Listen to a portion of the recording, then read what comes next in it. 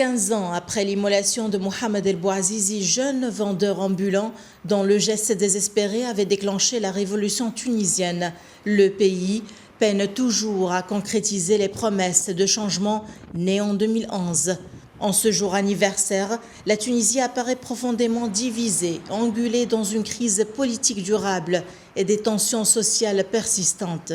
À Tunis, sur l'avenue Habib Bourguiba, des partisans du président Kais Saïed se sont rassemblés pour lui afficher leur soutien. Pour eux, le chef de l'État incarne l'homme providentiel, déterminé à sauver le pays de la corruption et des manœuvres politiques qui, selon eux, ont paralysé les institutions depuis la révolution.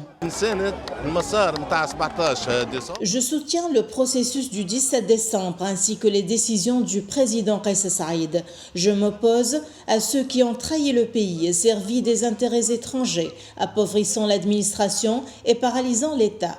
Entre un syndicat qui gouverne d'un côté et des partis de l'autre, la Tunisie s'est retrouvée bloquée. Mais cette vision est loin de faire l'unanimité. L'opposition dénonce une dérive autoritaire sans précédent depuis la chute de Zine El Abidine Ben Ali. Elle accuse le président d'avoir mis fin au processus démocratique, sapant les principaux acquis de la révolution, notamment les libertés publiques, l'indépendance de la justice et la séparation des pouvoirs.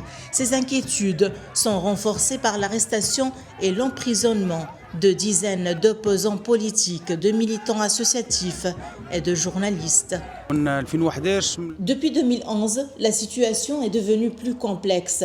Les erreurs accumulées ont conduit à une réalité plus difficile que celle d'avant la révolution. Cette crise ne peut être dépassée sans vérité ni reddition des comptes.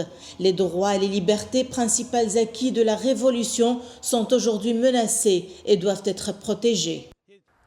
Sur le plan économique et social, la situation demeure tout aussi critique. Selon l'économiste Ali Abdallah, 15 ans après la révolution, le chômage des jeunes, l'inflation et la précarité nourrissent une profonde désillusion au sein de la population. La révolution a eu lieu, mais les changements réels n'ont pas suivi. Le modèle économique est resté inchangé, les procédures et les lois se sont multipliées, créant confusion et instabilité. Le consommateur est perdu, l'investisseur freiné et les institutions peinent à fonctionner efficacement. Incapable pour l'instant de sortir durablement de la crise et de l'instabilité, la Tunisie continue de chercher sa voie. 15 ans après avoir renversé une dictature, le pays demeure à la croisée des chemins, tiraillé entre aspirations révolutionnaires, désenchantement populaire et avenir incertain.